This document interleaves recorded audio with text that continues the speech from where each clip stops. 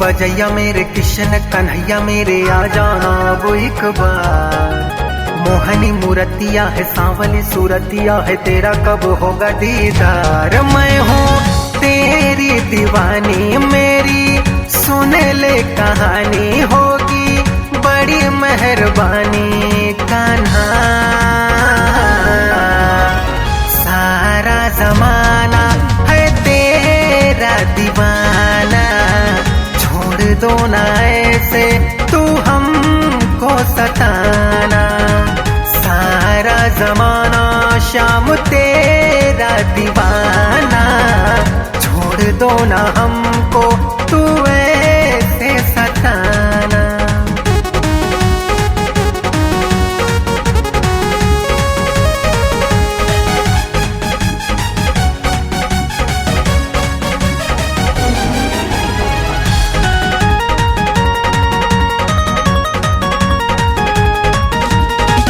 यमुना किनारे निस दिन रास रचाते हो अपनी प्यारी राधा को काहे तड़पाते हो, काहे तड़पाते हो।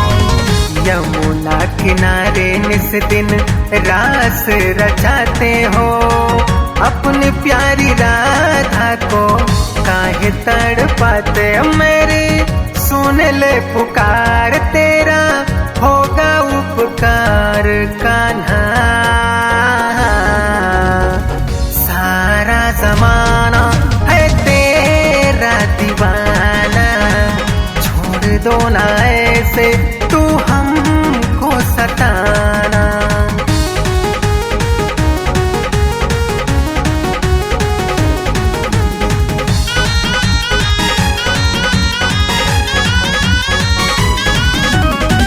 जब तू बजाए कान्हा अपनी मुरलिया छन छन छन के पाँव के पायलिया।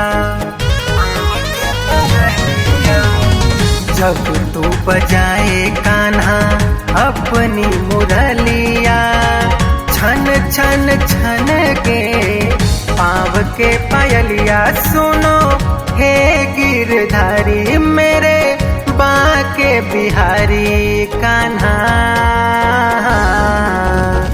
सारा जमाना है तेरा दीवाना छोड़ दो ना ऐसे तू हमको सताना। सारा जमाना शाम तेरा दीवाना छोड़ दो ना ऐसे तू हमको सताना।